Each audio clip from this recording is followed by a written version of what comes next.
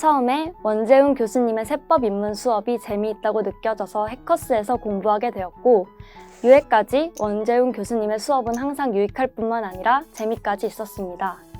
안녕하세요. 1년 7개월이라는 비교적 짧은 수험 기간을 보내고 제60회 세무사 시험에 합격하게 된 배의영입니다.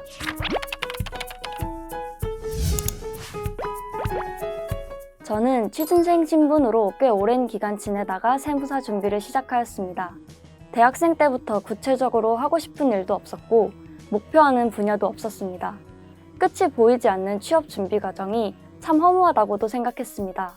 그래서 구체적인 목표를 가지면 어떨까 생각하게 되었고 세무사 시험을 준비하게 되었습니다. 친구들은 이미 사회생활을 시작한 20대 후반의 나이에 시험 준비를 시작하는 것이 제 입장에서 쉬운 결정은 아니었기 때문에 제가 공부하는 것들이 결과가 좋지 않아도 저에게 자산이 되면 좋겠다고 생각해서 세무사 공부를 시작하게 되었습니다. 해커스 200% 환급반 프로그램을 선택해서 1차 시험부터 동차, 유예 모의고사반까지 모두 해커스 강의만 수강하였기 때문에 해커스는 저에게 수험 기간의 동반자였습니다. 처음부터 이동 시간에 대한 부담감과 배속으로 강의를 들을 수 있다는 장점 때문에 인강으로 준비해야겠다고 생각했고, 환급반을 알게 되어 이왕 공부하는 김에 빠른 기간 내에 합격하고 무조건 환급받는다는 결심으로 등록하게 되었습니다. 교수님 강의 스타일이 저에게 맞았던 것이 가장 좋았습니다. 사람마다 성향이 다르기 때문에 한 과목에서도 교수님을 바꿔가며 강의를 듣는 경우가 비일비재한데, 저는 운이 좋게도 해커스에서 가장 먼저 수강한 교수님들의 스타일이 저와 맞았고 단기간에 1차 합격까지 한 만큼 굳이 다른 학원의 강의를 수강하지 않았습니다. 처음 접하는 내용이 많았던 세법학개론은 1차 시험 전까지 강의 수강을 포함해 총 4에서 5회독을 하였습니다. 강의는 배속을 활용해서 들었고 하루 이틀 내에 복습하여 짧은 시간 동안 내용을 훑어볼 수 있게 하였습니다. 그 후에는 절대적인 양이 많아지기 때문에 단원별로 중요한 내용 위주로 복습했습니다. 점수 획득이 쉬운 재정학과 행정소송법은 암기 과목이기 때문에 시험 한두 달 전부터 몰아서 강의를 들었습니다.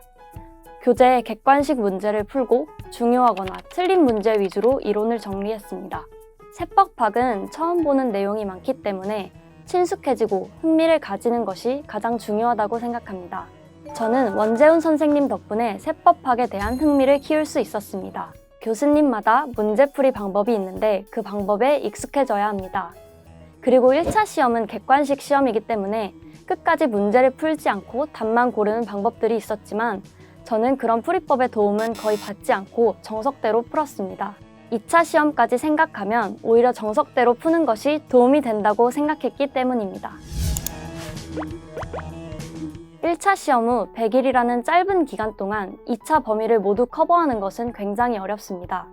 더군다나 저는 1차 시험을 상대적으로 빠르게 붙었기 때문에 절대적인 공부량이 부족했습니다. 그래도 동차 과정을 모두 소화하려고 노력하여 기본서인 세법 개론과 원재훈 교수님의 세법학 교재를 병행하여 공부하였습니다.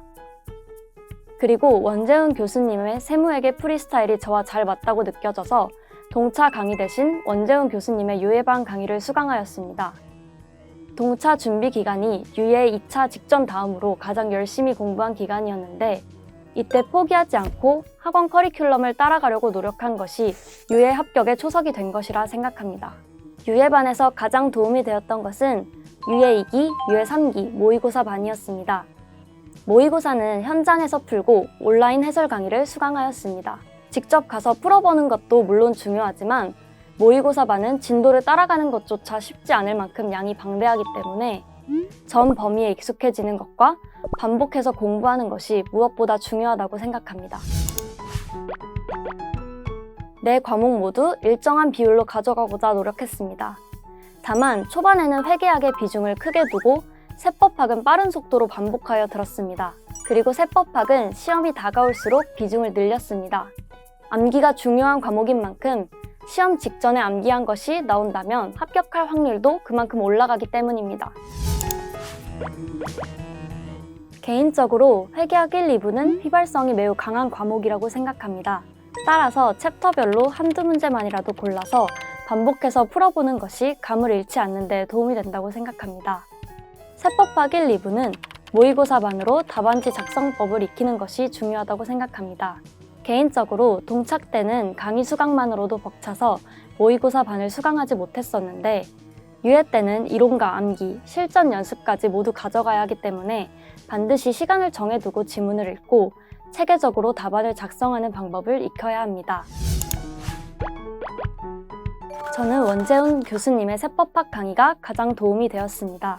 처음에 원재훈 교수님의 세법 입문 수업이 재미있다고 느껴져서 해커스에서 공부하게 되었고 유예까지 원재훈 교수님의 수업은 항상 유익할 뿐만 아니라 재미까지 있었습니다. 다양한 현장 경험과 사례를 바탕으로 풍부한 강의를 해주시기 때문에 지루하지 않게 어려운 과목을 공부할 수 있었습니다.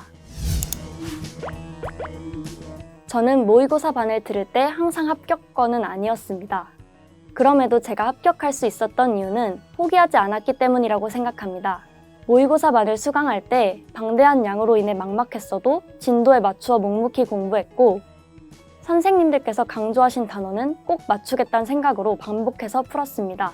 그렇게 모의고사에서 많아봐야 세법학 답안을 10페이지 정도 작성했던 제가 시험장에서는 13페이지를 작성하고 나왔습니다. 포기하지 않고 한 줄이라도, 한 문장이라도 더 쓰기 위해 노력한 것들이 모여 애매한 점수를 합격으로 바꾸지 않았나 생각합니다. 합격한 것은 운이 많이 작용한 것이라고 생각하기 때문에 부끄러운 마음이 드는 것도 사실입니다. 그럼에도 제 후기가 시험을 준비하시는 분들께 도움이 되었으면 좋겠습니다. 감사합니다.